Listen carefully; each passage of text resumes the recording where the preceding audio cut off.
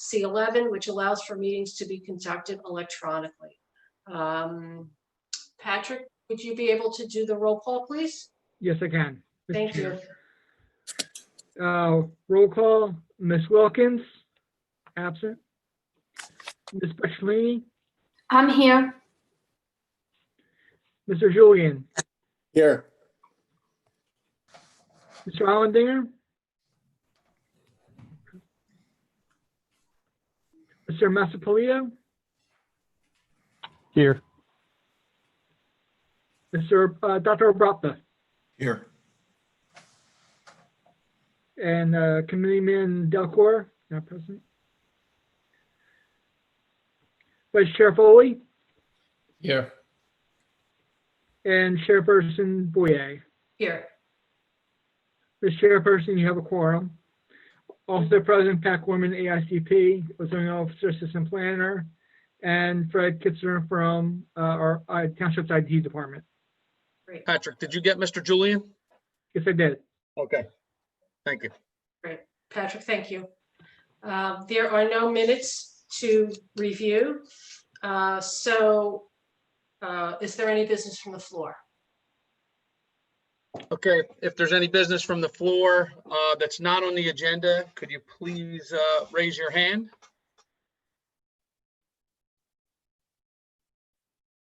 Okay, Chair, I see none, so you may proceed. Great, thank you, Fred.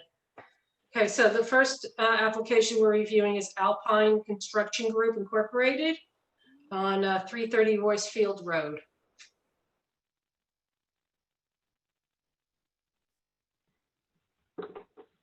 So, Mr. Pellezzini, I don't see Mr. Wasser on the line. Do you want to take? You have to unmute yourself. Mr. Pellezzini, you have to unmute yourself first.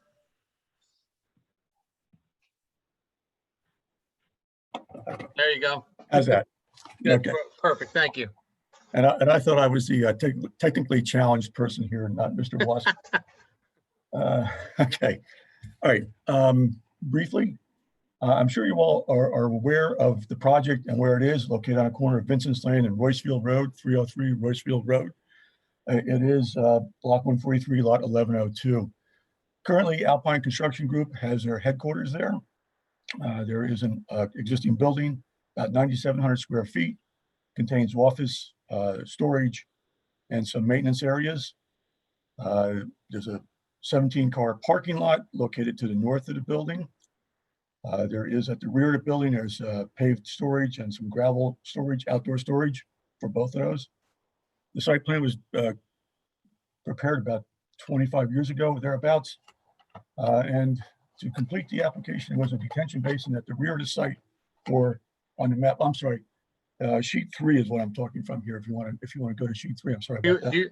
Mr. Pellezzini, do you want me to run the PowerPoint slide? Yeah, just go up to sheet 3. Yes. Okay, I'm going to share my screen. I'm going to share my screen, which will be the PowerPoint slide. So give me 1 second. Sure. I'm sorry. Excuse me, Mr. Pellezzini, Pat, can you just identify yourself for the board members of how your relationship is with the application? Thank you. I'm sorry. I'm not used to all. Okay. My name is Richard Pellezzoni. I'm the engineer for the project with French and Perlo Associates. Thank you. Patrick, can you see the screen okay? Yes, I can. Thank you. Okay, so just Mr. Pellezzini, just let me know, Pellezzoni, I think if I'm saying it right, just let me know what slide you want me to go to and I can move it around. Number 3. There you go. Okay. This is a slide that shows the overall site. As I said before, the corner of Vincent's Lane and Roycefield Road. It shows the existing building, the parking. Whoops. Sorry, that was my fault. It's okay. The storage areas in the back, the detention basin at the far west side or the left side of the sheet. And it also shows what we're proposing here. We're proposing a 4,800 square foot storage building. The business has grown such that they need additional storage space for equipment. They don't need additional employees right now, so there's no sanitary facilities, no water facilities in this building. And it's basically a freestanding building, has 2 overhead garage doors that will face the existing building to the east. And there isn't much more to this project than that. Mr. Pelzoni, this is Debbie Boyer. What exactly is the business? What do they do on this, on the property? You said they have storage, maintenance, office. It's What a- are they storing? It is a construction company. Okay, They have office space. They store construction vehicles right now in the building. They do some maintenance in the existing building right now. And the accessory building is strictly for storage of equipment. thank you.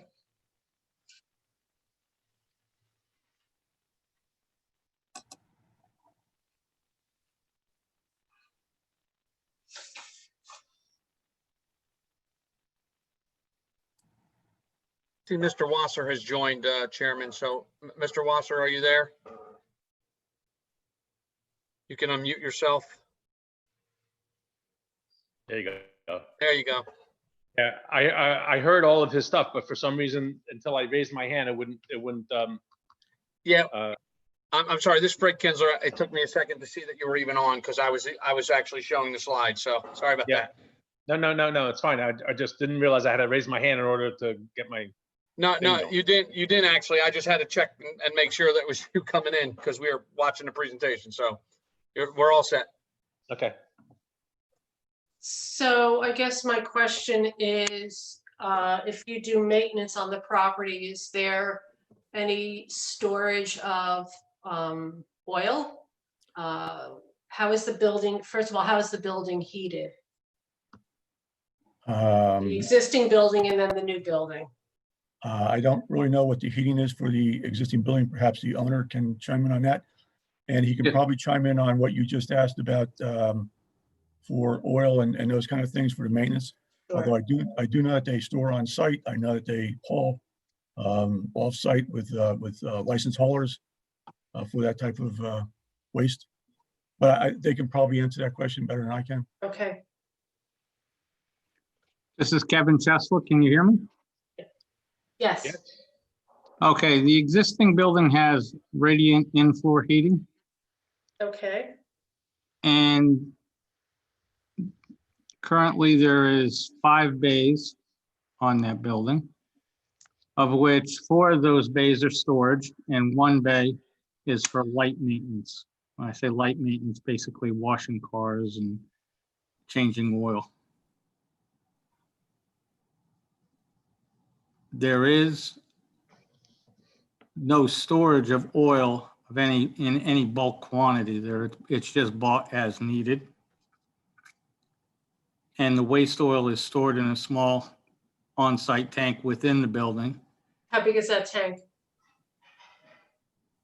I'm gonna say 180 gallon, I believe it is, and it's pumped out by a licensed recycler. Excuse me, Mr. Chelsea, this is Pat Gorman. Can you just identify yourself for the board membership and for the public of who you are and how you're affiliated with the application? Thank you. I'm Kevin Chesler. I'm co-owner of the property. Thank you. And so that's in the, so that is in the existing building, the 180 gallon tank. Correct. And what will the new, so the new building is going to be for storage only? There'll be no maintenance in there? No maintenance whatsoever. That's strictly just to park the expansion of the trucks and stuff that we purchased. We recently just purchased a couple trailers, tractor trailers for moving construction equipment, and we typically store them outside because they will not fit in that building. And that's why we're looking to put up a storage building for that. And we also do snow removal, which has a bunch of snow plows and stuff, snow related equipment. And we would like to keep that inside the building as well, instead of currently being stored outside. And just a point of clarification, the applicant is Alpine, and Kevin owns 50% of Alpine. He's not a co-owner of the property. He's a co-owner of Alpine, which owns the property. Can I say something? Joe? Kevin? George, just state your name and how you're affiliated with the project. Thanks. It's Joe Chesla. Can you hear me? Yes, Yes, we can. we can. Okay, yeah, I just wanted to say that, yeah, this building is basically strictly for seasonal equipment storage. The snowplow equipment, there's no maintenance in here, there's no heat, there's no bathrooms. It was just a few light bulbs. It's just basically a storage building. Okay. So no heat, no plumbing. It said that that you had DRCC approval back in 1996. Did I read that correctly? What It is was in it? the 90s, I Maintenance? don't know. That's The correct. Delaware Raritan Canal Commission? Let's Yes. see. The original obtained the original Alpine Construction Group site plan, obtained all necessary approval, including the DRCC. And you're saying that this storage building does not constitute a major project and is exempt from DRCC review as outlined in their regulations. A waiver from the DEP and/or DRCC application is requested. If any of the board members, if any of the commission members on the call, isn't there something for the DRCC where they go back so far to look at the increase in impervious? Does anybody know what that date is? No? Okay.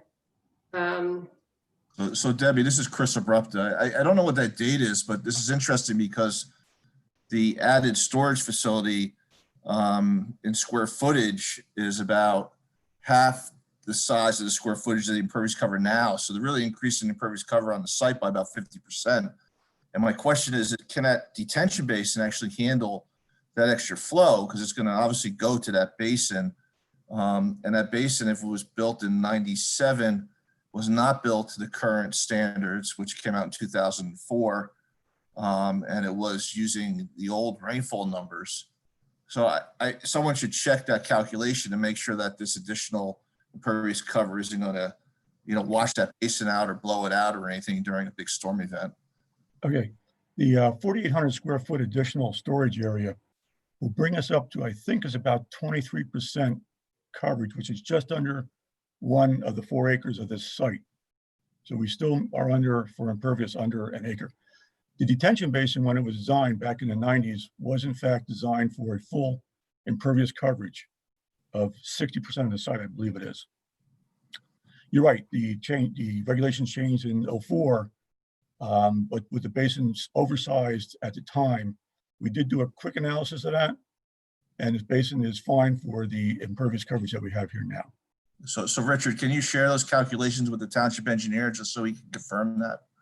I mean, Sure. That's all I'm asking, Yeah, that's fine. I understand. Just to protect ourselves, because when DEP goes to audit the town for the MS4 permit, they want to make sure we're in compliance with regulations.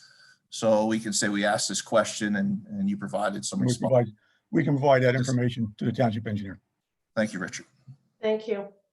Thank you, Doug. Thank you, Chris.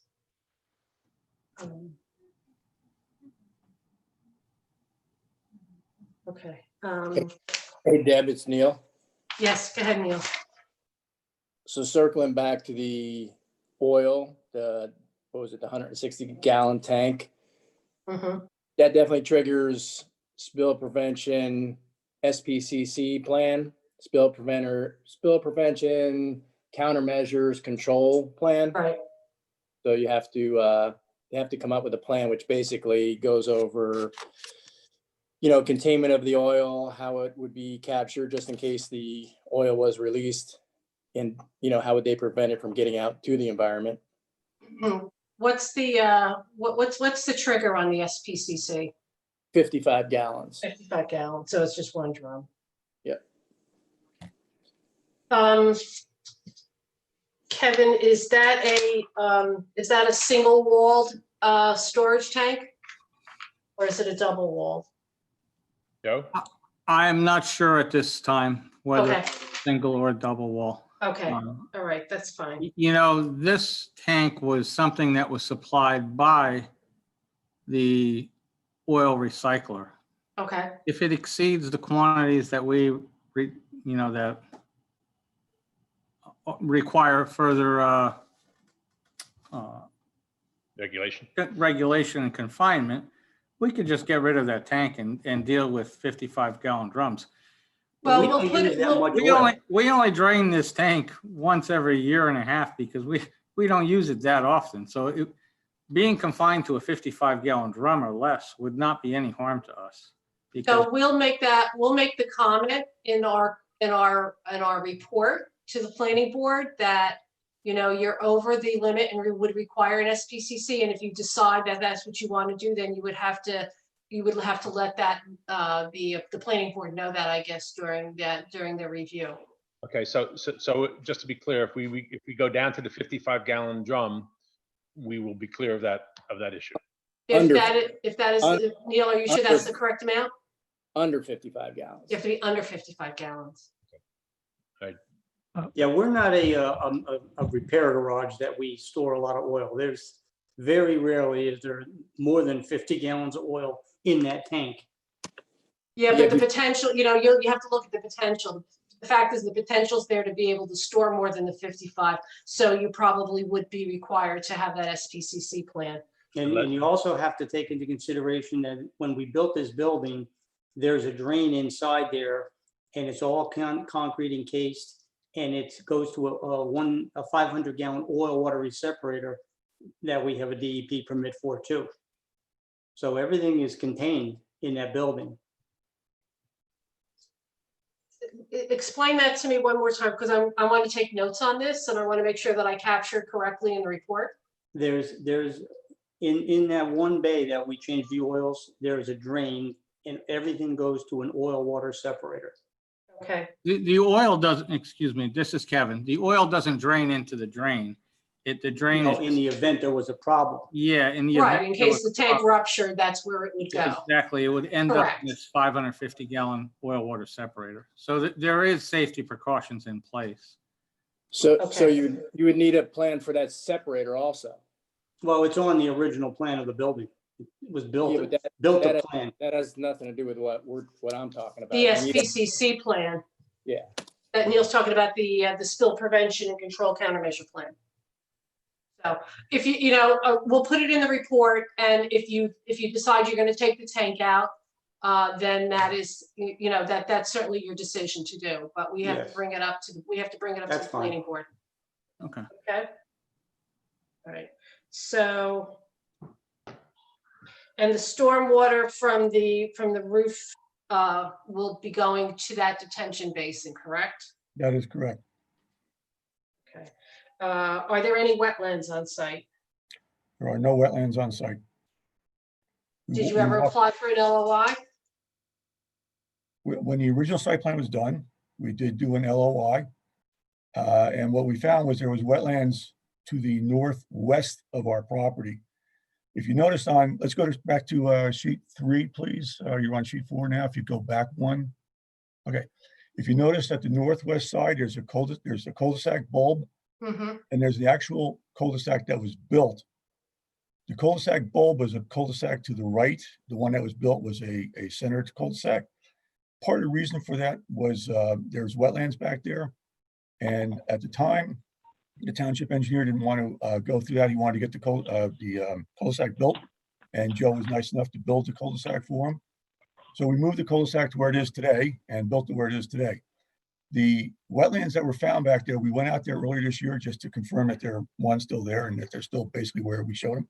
It's about 250 feet from our building right now, more or less. Our building is about 160 feet from the property line. So the wetlands are about 100 feet past our property in that northwest area. So it's 100 feet past your property line in the northwest corner. And you're saying it's 250 feet from the existing building or the proposed building? From the proposed building. From the proposed.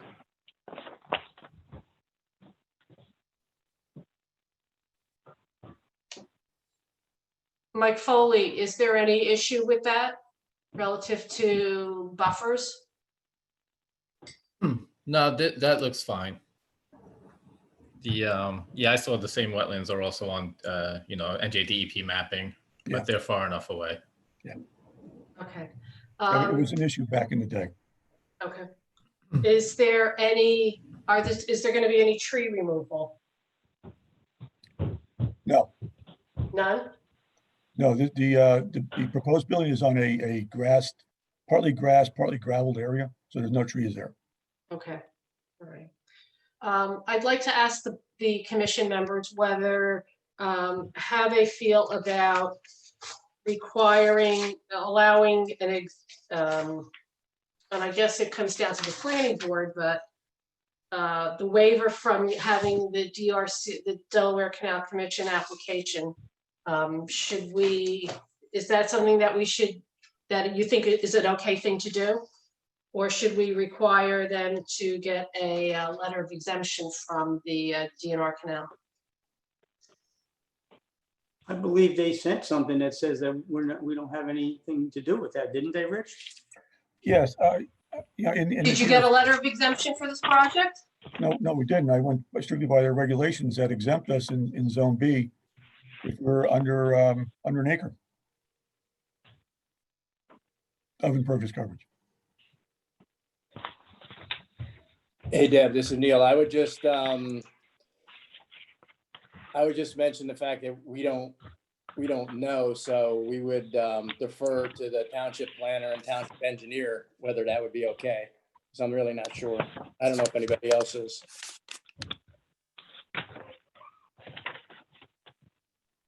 I think that would be fine because I think Rich could testify to the engineer that's exempt. So I don't think we would have a problem with that. Okay, And, hey, Debbie, Yes. it's Mike Foley. In their project narrative documentation, I agree. It's not a major development, so right, they're it's gonna- not, I they're agree. I gonna- just they're want to not make gonna sure be we in- have all our Yeah. i's dotted. Yeah, they're gonna be okay, but Mhm. technically, they say in their narrative, a waiver from an NJDEP and/or DRCC application is requested. Right. So did they or did they not request the waiver? And if so, can we get a copy? But it sounds like they're just assuming they're exempt and not That's right, requesting they did anything. not, if Mr. Pelzoni, if I'm correct, Mr. Wasser, you did not apply for an exemption from the DRCC, but you're just going on the fact that based on the regulation that you know that you are exempt. Is that correct? That's correct. And we did get That's one, correct. in the original project, we did get DRCC exemption at that time because we were less than an acre. That was gotten originally, In 96? correct. So in 96, it was exempt? Yes. And we can send you a copy of that. I letter. think that would be helpful. Sure. Yeah, if they meet the regulation, it's beneficial to get, determination, but they don't have to. That's their risk. Right. Okay, that's correct.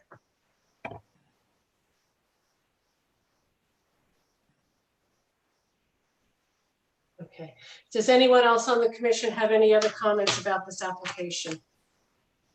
Mike Foley again, just real quick. Looking at the aerial.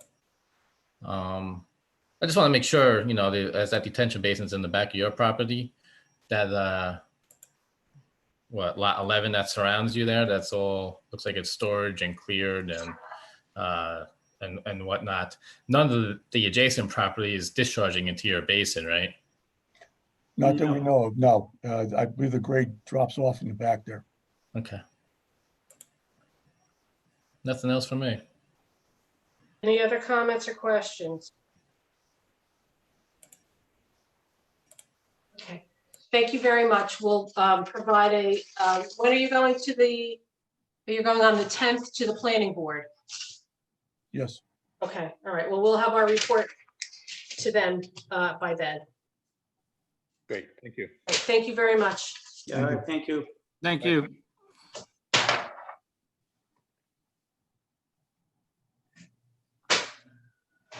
All right. The next application is CP East Brunswick Incorporated on 420 and 430 Inwell Road. So Debbie, is Joe Chesler, are we done? Yes, we Okay, are. thank you very much. Thank you.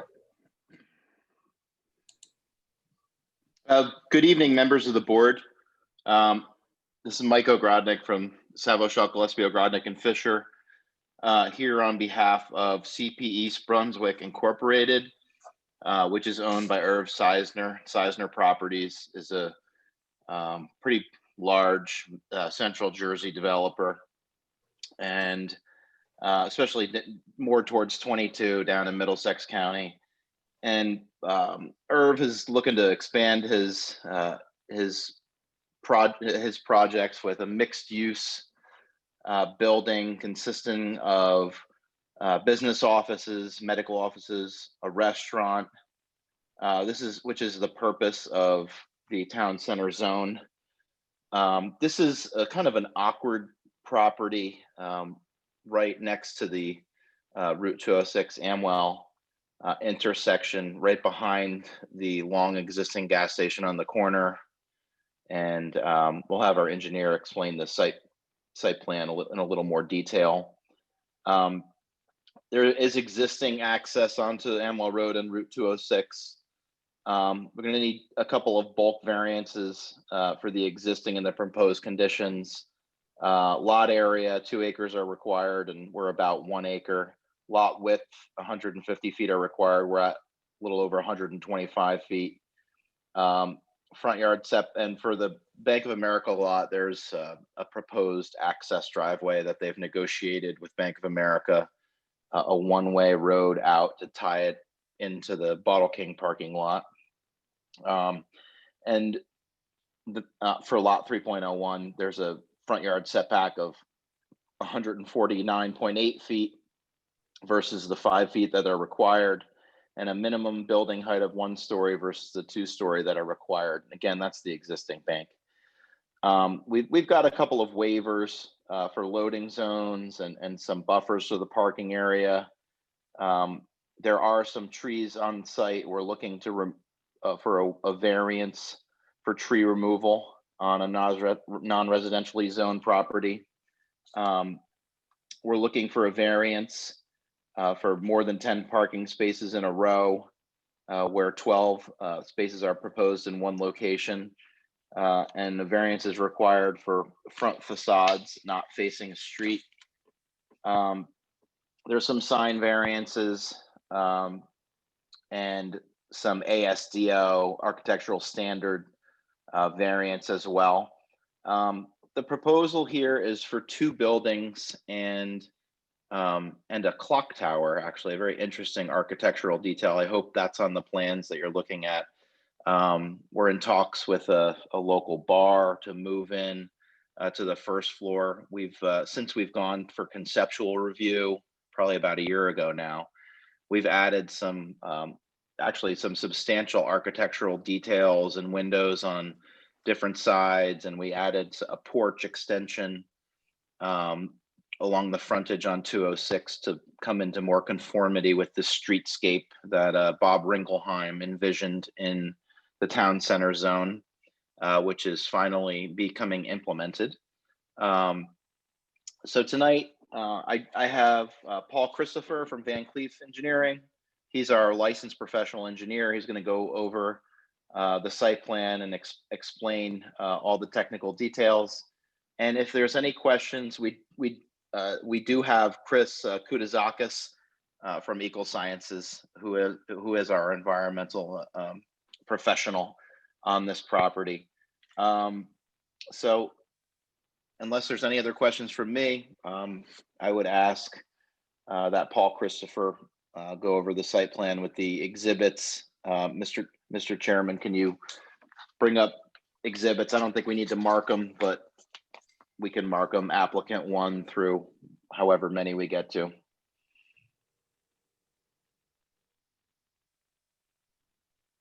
right. I'm Paul Christopher. I'm the site engineer for Van Cleef Engineering Associates. Can we get the exhibits on the screen? Okay. So this is the existing conditions of the site. Currently, you see there's an access drive to Amwell Road, and we have a parking area that's asphalt and gravel, asphalt, park gravel. The remainder of the site is wooded with an isolated wetlands. And as previously stated, we have the Bank of America to the south, I believe that is, and to the north is the gas station area. So if you go to the next site, or the next slide. The proposed conditions is the 2 commercial buildings of similar size, parking lot with 45 spaces.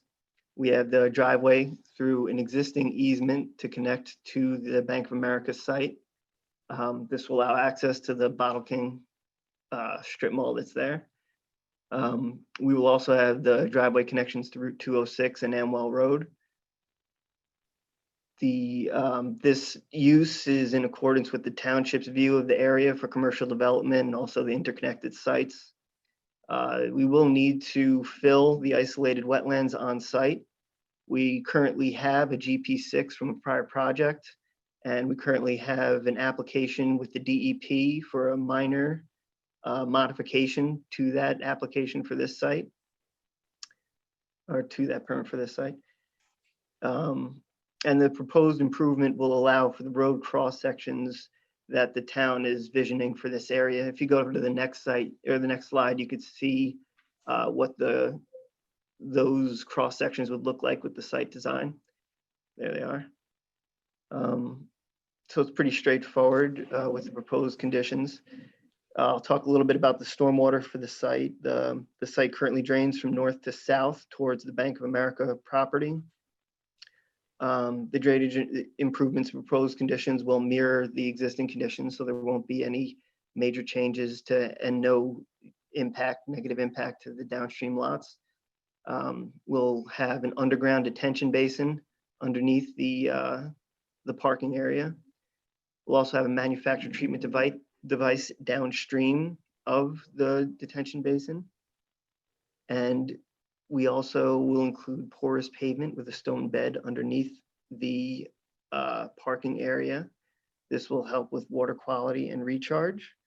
These BMPs will satisfy the stormwater requirements for the town and the state. For outside agency approvals, we already have Somerset Union Soil Conservation District approval. The Delaware Raritan Canal Commission, their only comment is notices of county and municipal approvals. There is a pending NJDOT application for the connection to Route 206. And finally, the county is currently reviewing the application, and we don't have any outstanding engineering issues with the county. So I think that's really the overall summary of the site. If you have any questions. Does any of the commission members have any questions? I've got questions on the stormwater stuff. Sure. This is Chris Abrupta. You say there's no groundwater recharge. You don't have to meet any requirements because you got soil type D there. And That even- was I'm sorry. No, so it looks like it was classified as soil type C. You did a bunch of testing and now you're saying it's D. The problem is I don't come to the same conclusions of your testing.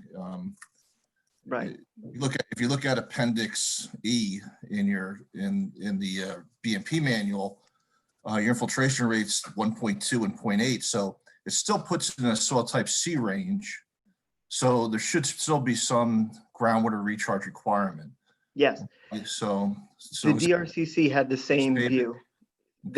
When we submitted to the DRCC, we got a similar comment, and we modified the design where we didn't have recharge before, we do now. We have an updated storm report that I think outdates the one that you're looking at. Yeah, I got the March 11th one, so it's old, I would imagine. Yeah, there's one that was updated that we will provide to you. And we were able to meet our recharge requirements by adding porous pavement. The porous pavement is over the basin, which is lined. but it's also in other areas of the parking lot that aren't lined. So we will meet our recharge requirement with the porous pavement stone bed. So that's in the areas that actually have I guess a deeper depth to seasonal high water table is where you're doing that? Okay.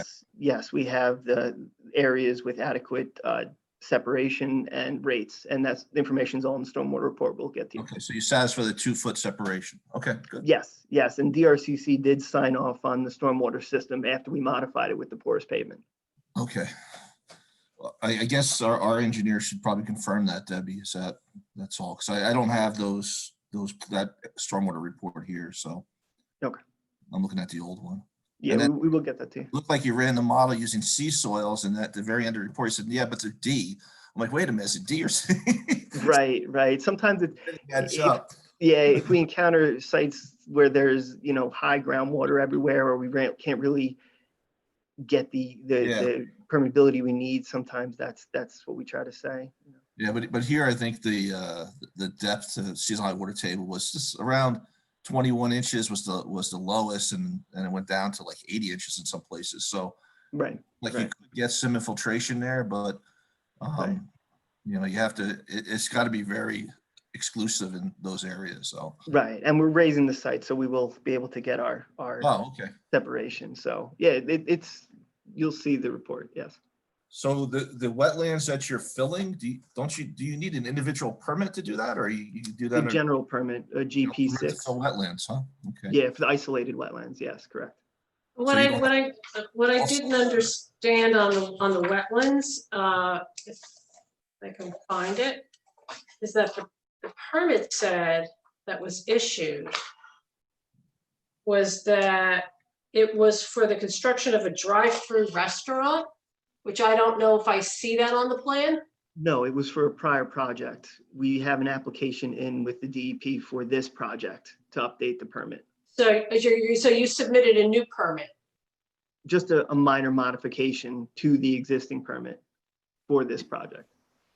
Yeah, Debbie, this is Mike Foley. They submitted a GP6 minor technical mod on January 13th. Just updating the DEP on that.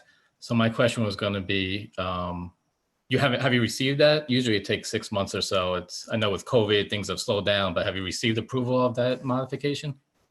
No, to my knowledge, we haven't yet. Okay. So you applied for a modification to your GP6 on January 13th. Correct. Okay. For this project. Correct. Paul, what was the acreage of that wetland? I Um, mean, I think it has to be under an acre it's definitely under an acre. Well, the whole site's under an acre. Yeah, exactly. Yes, it's under an acre. I don't have the exact number in front of me, but it is under an acre. I'm saying that GP6 is for an isolated wetland. It includes anything under an acre, right? Correct. Yeah, okay. 4312. I'm sorry, this is Chris Kudazakis. 4,312 square feet, 0.099 acres. I'm I sorry did see that. That's the size of that's the whole size of the wetlands. Correct. Thank you.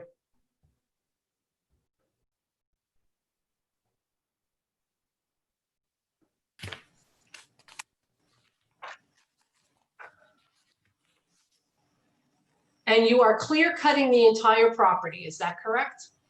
Yes. Correct.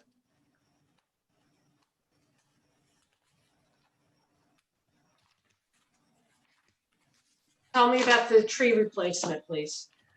We are going to be requesting an economic hardship waiver. And with that, we need to supply enough trees to cover 1.5% of the entire cost of the project. Some of these trees will be planted on site. The remainder will be planted off-site within Hillsborough, or we will donate to or give money to the tree, give money to the township for the tree fund. How many are you removing and how many are you replacing? Let me see. I know that we It's are on the propo- landscaping plan. Yes, we're proposing 19 trees. I don't know offhand how many we're removing. I have to look that number up. Does that include the parking lot trees and the street trees, or is that just, No, it does not include the parking lot trees, the 19.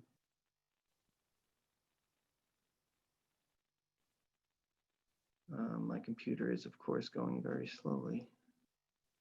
it says here I have that, 74 trees for removal. I'm sorry to interrupt. yes, 74 trees are being removed. There you go.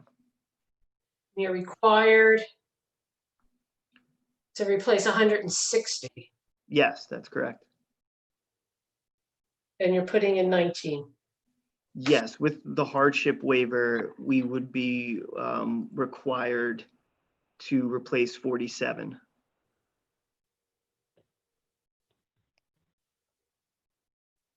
But you're still only putting in 19. Correct. On And site.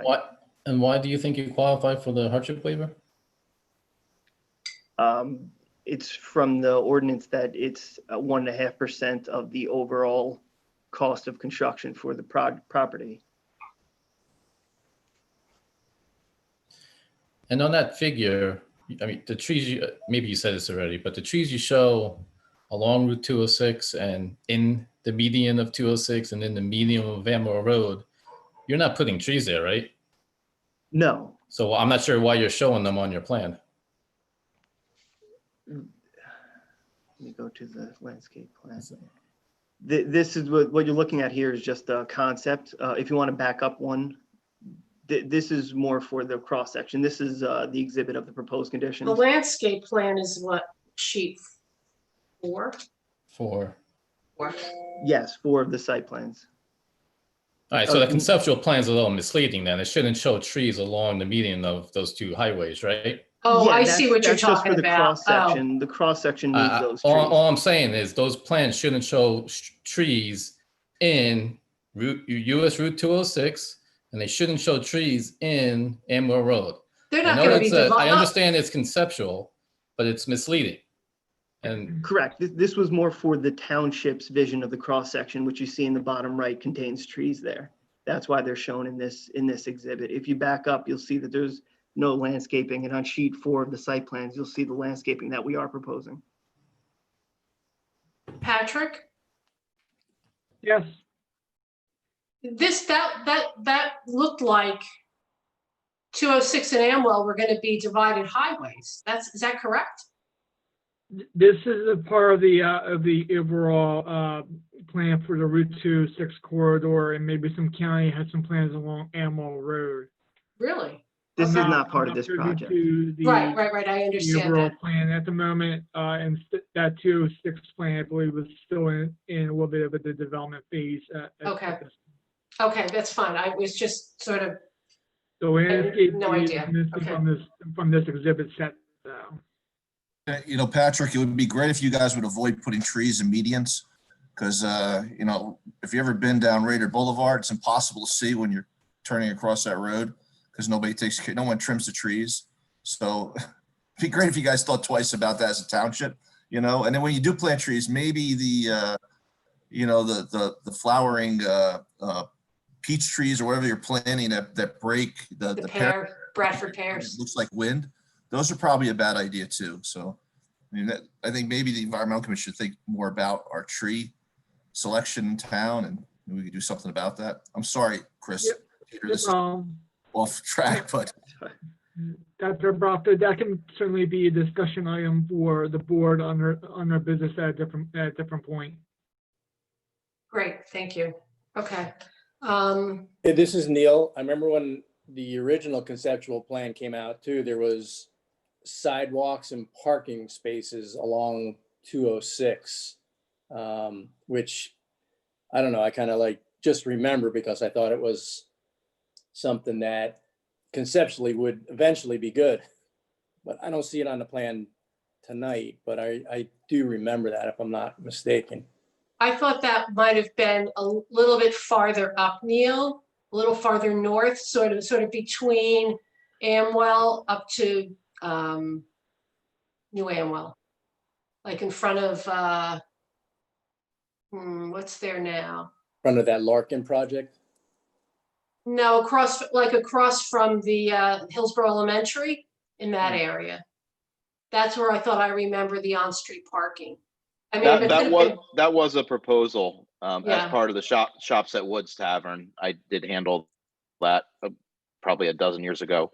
But that never came to fruition. And Okay. the Larkin project that's next to the Bottle King, was the result of the redevelopment of these two properties. Hey, Mike, this is Neil. Was there ever sidewalks on this conceptual plan on 206? Not for this property. This was going to be a Panera Bread, and the town didn't want to drive through. Okay. So, we reconfigured it the best we could. Yeah, I remember They also issues with the, the placement of the buildings and the drive in and out. So it looks like you moved the buildings also, right? Yeah, I mean, we worked, and when we're at the board level, our site plan engineer and our architect, they really worked pretty diligently to figure out, the best layout of this site. And, Yeah. the town wants retail with office above, which is what this is. They want to have restaurant uses, things that will attract them more downtown vibes. So Okay. this is office above retail and restaurant. Okay.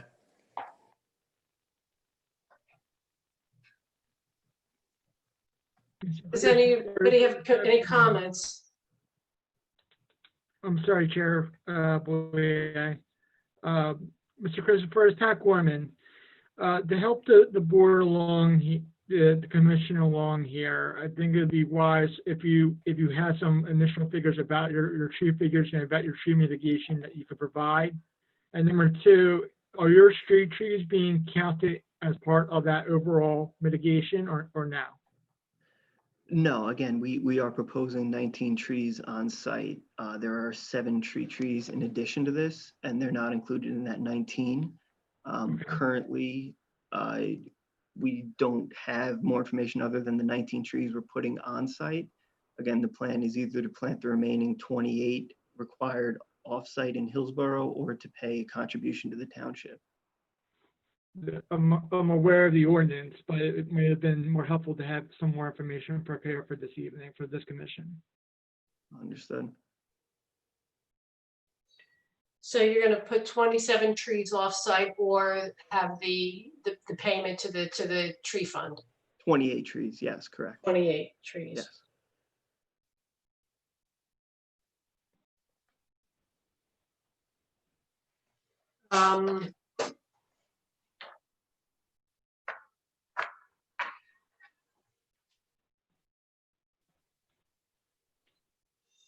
You're going to be under your impervious coverage for the zone? Yes, correct. I don't know the number offhand. I would have to look at the site, but yes, we would be under what we are allowed.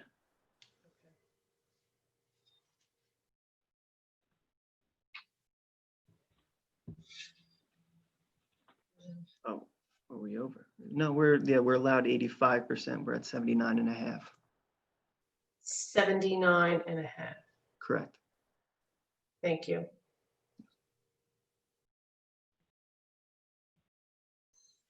Does anyone else have any questions? Mr. Chair, one more question. In regards to underground storage detention, where does it eventually lead to percolate or to go somewhere else? Does it go to a regional basin or is it all on site, or do you provide a little more information, please? Sure. The underground detention basin will connect to an existing storm sewer that's located on the Bank of America site. If you look at the grading and drainage plan, sheet 6 of the site plans, you'll see the connection point. I believe that storm sewer runs along 206 and discharges into the stream downstream. I'm not sure exactly which one, but it discharges overland into a stream. But the connection point is to the Bank of America site, existing storm sewer.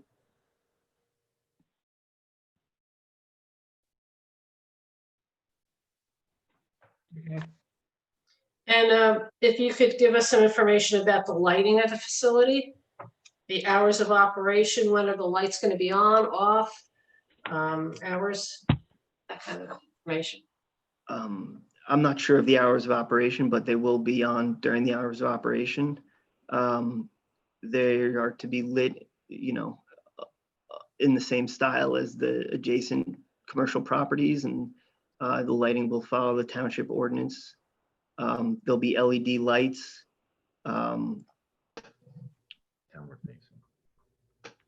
And yeah, they'll be on a minimum of a half hour after the close of the retail business. The lighting plan is on sheet 5 of the sites with the details on sheet 6.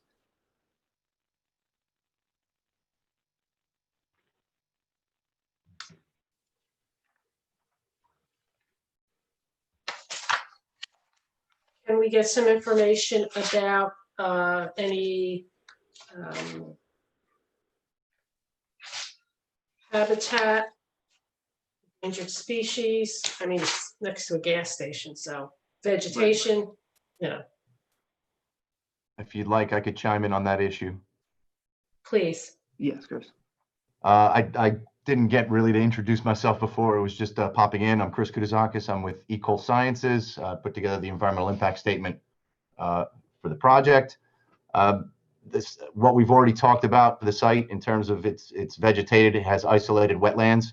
There are no state open waters, stream corridors, anything along those lines on the site. So there's no issues with riparian zones, flood hazard areas, or the like. In terms of habitat, there is no critical habitat mapped for the site on the New Jersey Landscape Project version 3.3 or directly adjacent to the site based on its location. And the GP6 that was attained for the previous project also confirmed the wetlands as intermediate resource value, which also kind of confirms at least there's no wetland dependent threatened endangered species in or around the area. Thank you. You're welcome.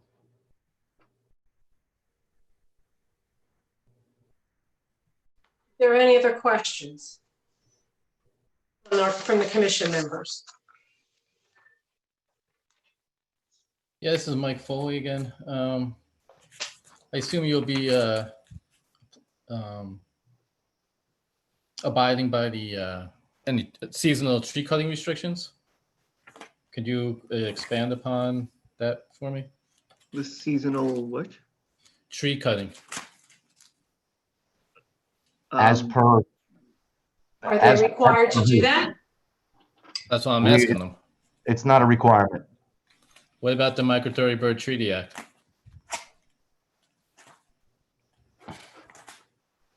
What about the Migratory Bird Treaty Act? I mean, there's still I think if it's, so greater than 5-inch DBH and it's Indiana bat or long-eared bat habitat, well, not habitat here, but within 5 miles of here, within the hibernacular, blah, blah, blah. A big portion of the state is restricted for clear cutting. Not that you can't cut the trees, just that you have to cut them outside the seasonal timing restriction. Bats or birds would be different. If we had a bat issue on the site, then, we would certainly be into the seasonal restriction. If you'd like us to, I guess we'd have to talk with the client in terms of if the seasonal restriction, could be put in terms of the development for Migratory Bird Treaty Act, just to protect potentially nesting birds. Yeah, I mean, we typically try not to cut down trees, right, during the nesting season in general. So it's pretty standard language in any contract, I would think. That's what, April to what? Is it April till August, September, something like that? Something like that, depending though. Right. It's on the U.S. Fish and Wildlife Service website, New Jersey Field Office. But again, it's not that they can't do it, and they just might have to mobilize, the tree cutting earlier to get the trees down before the seasonal restriction comes in. They had to do the same thing up on the Route 206 bypass. And that's only less than a mile to the north. So I think that's something that should be incorporated. Well, we'll make note of it in our report. Okay. You can look into it. Thank you, Mike. Any other comments from the commission? And you have no scheduled date to go to the planning board yet? Not that I'm aware of, no. Okay, all right, well, we'll have, my plan is to have all these reports done by the end of this month. That's my plan. Doesn't mean it's gonna happen, but that's my Okay. plan. Neil, you have any other questions that you want us to clarify? No, not off the top of my head. Okay, Like I said, I saw this as conceptual design. Things changed around a little since that. I saw the environmental impact statement here. I know there's also a traffic impact analysis that I have. But it's just not that big an area, so I don't think that there wasn't anything that we didn't cover that I would have a question on right now. okay. Okay, great, thank you. All right, well, thank you very much. Thank you. Thank you. Thank you for your time. Thank you very much.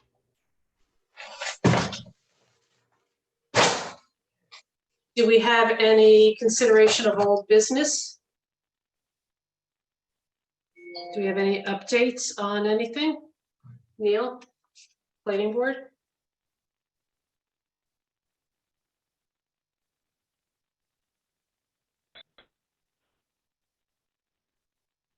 Got quiet. Chair, we just have, the only thing I have on my list is the Watershed Institute. Any Oh, follow-up? correct, right.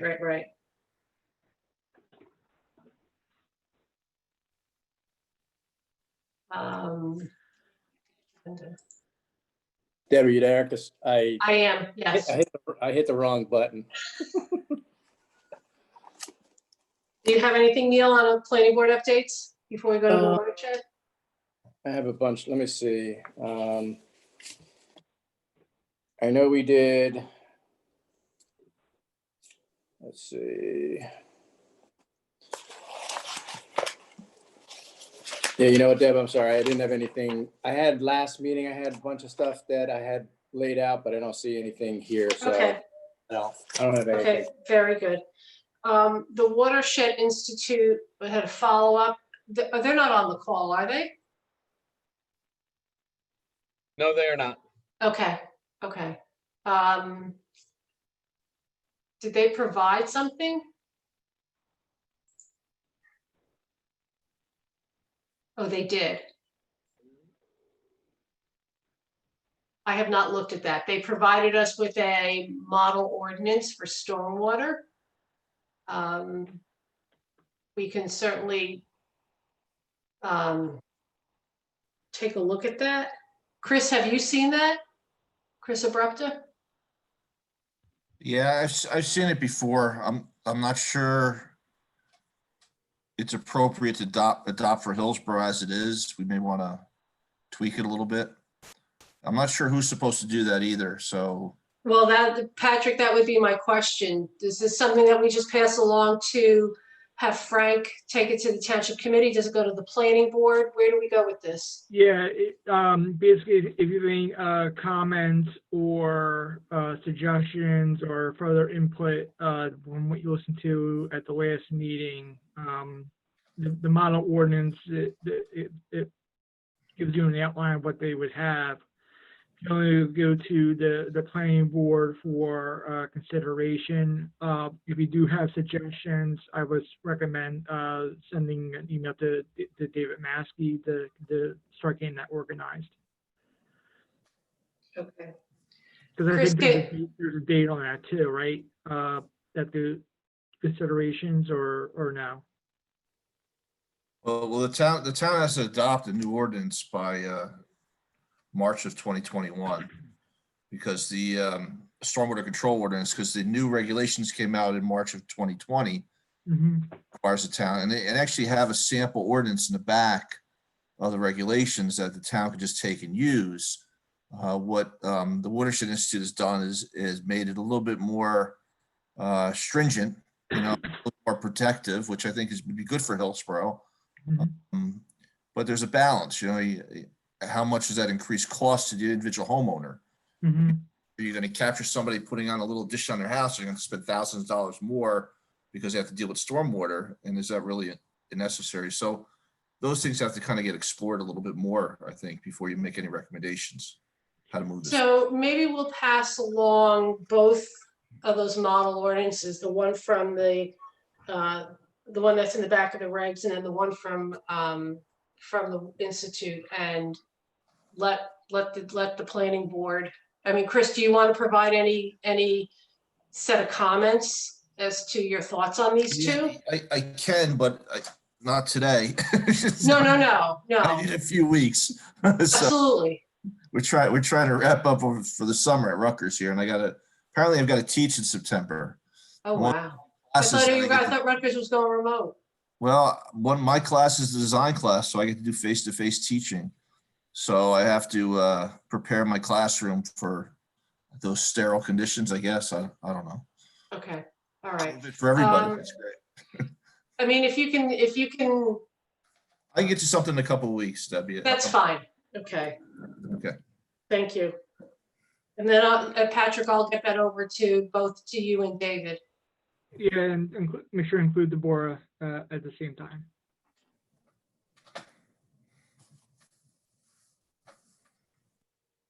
Okay. All right, so that's that. Lost my agenda. Right, so we don't have any consideration of new business. We have no correspondence received, no committee reports, consideration of maps and documents. Do we have any business from the floor? Are there any business from the floor? Any new business? If you have any, please raise your hand. Seeing none, Chairman, I guess you could proceed. Very good. Okay, so, okay. So I need a motion to adjourn.